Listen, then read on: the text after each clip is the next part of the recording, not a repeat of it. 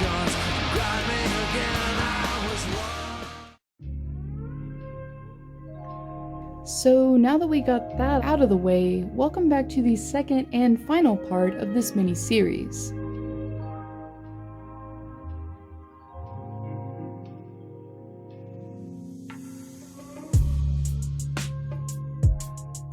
One player that's definitely inconsistent at times and frustrating to watch is Jonathan Duran. Yeah, he's for sure a skilled player, but at the same time, it's like he forgets how to hockey sometimes and costs his team in turnovers more than anything. I guess sometimes it can balance out. I mean, for example, Brent Burns is similar, but one of those guys that puts up good numbers in return.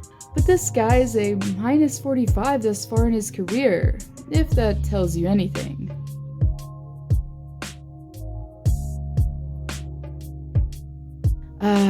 Where do I begin? Okay, before I do get started, I must say that I think it's pretty amazing seeing what he's done for those less fortunate off the ice, and I'm not ignoring it. Instead, I'm going off of what he does on the ice. Subban has a reputation of being a dirty player that has given his fair share of cheap shots over the years. Also, he's kinda overrated. I mean, when your peers vote you as being the most overrated, that says something.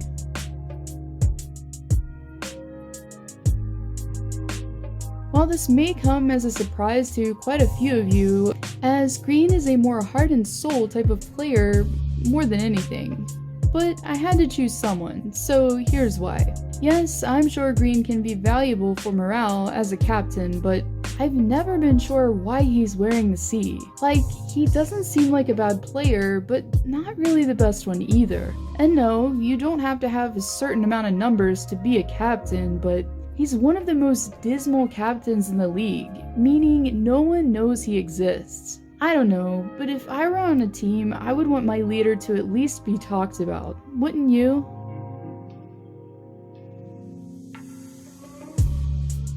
Oh my. Might I just add that I've been relieved seeing that obscure handlebar mustache gone since no-nonsense Lou Lamoriello came to town. Anyways, the guy's a pest for one, that's always trying to pick a fight. Two, he tends to just lack sportsmanship all around. I mean, he's constantly going out of his way, dishing out low blows to other players, which in my opinion is unacceptable.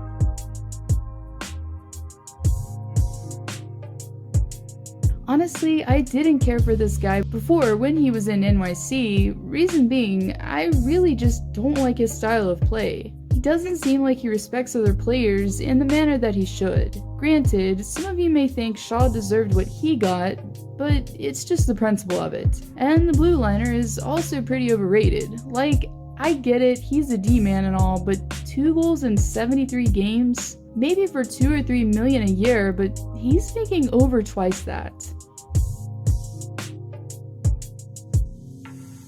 I have to say, this one was pretty easy. A player that's the epitome of overrated himself is none other than Bobby Ryan.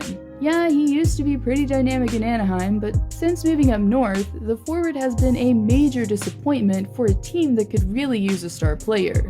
But for Ryan, he hasn't proven to be it. And besides lacking in offense for what he's paid, he's also not the best 200-foot player, like -29? Yikes.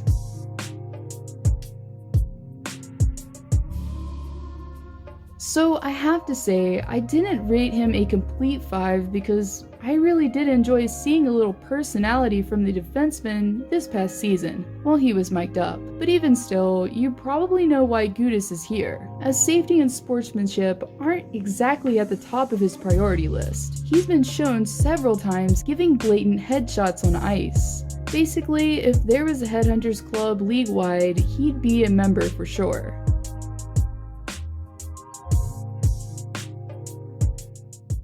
There came along a smaller engine. He looked dingy and rusty and dusty, and he didn't puff at all. He just sighed and groaned, and grunted and rumbled and grumbled. Do you guys remember the story of the little engine that could? I just feel like this is the perfect representation of Olimata. Slow, worn down, and immobile in general. Like, the guy isn't even that old, so it's definitely a paradox, even saying this. But if you were to watch him long enough, you'd quickly realize that the defenseman plays like he's carrying an extra 100 pounds.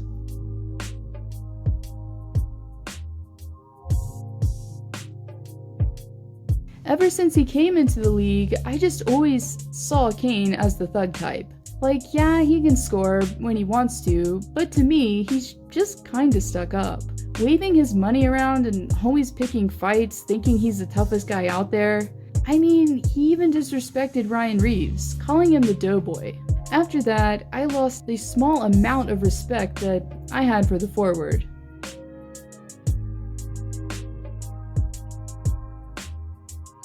Now before I get into why I dislike Robert Bortuzzo, sorry, I just had to say that once. I really do like his passion he brings to his team. You can tell that he really plays with a lot of heart, but at the same time, he's also a player that crosses the line more often than just occasionally. As a defenseman has delivered his fair share of dirty plays over the years. I do have to ask though, on a serious note, if the guy wins a cup, will he top his record? I guess we'll just have to wait and see on that one.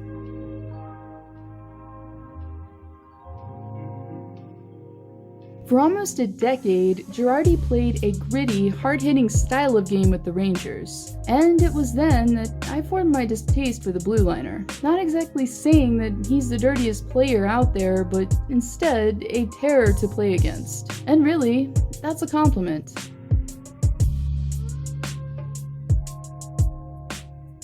Probably not a huge surprise to many, as Kadri just seems like he has an end-your-first, play-later mentality these days. Kadri to me seems like a player that just doesn't know how to have self-control. It's like a switch in his head just doesn't work or something. Not saying he's a bad person, but just that he's made many bad judgment calls. He's also a huge pest that's constantly trying to get players off their game, which is also pretty annoying, to say the least.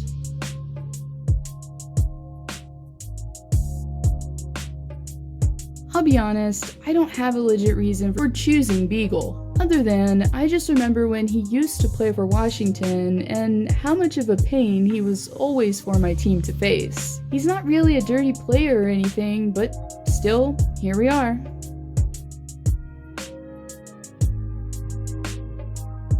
Well, it probably looks like I just hate all things Subban up to this point. But first, let me explain. Since becoming second in command between the pipes, Subban hasn't lived up to expectations. And for me, it's been frustrating at times to watch. Knowing how great of a netminder Marc-Andre Fleury is, he just has to dread sitting out games at this point. And I get it, guys get passionate, but you can't charge at officials like, you just don't. If you know anything about me or my channel, you saw this one coming.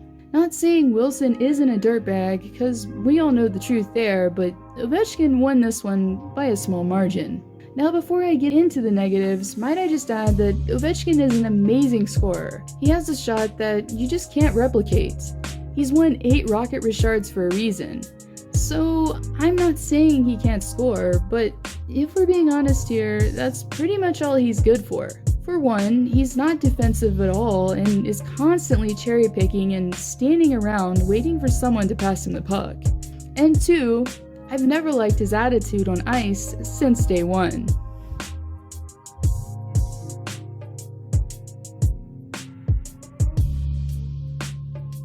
One guy you don't want to upset is definitely Dustin Byfuglien. He plays a hard-hitting, brash style of game that, at times, rides the fine line.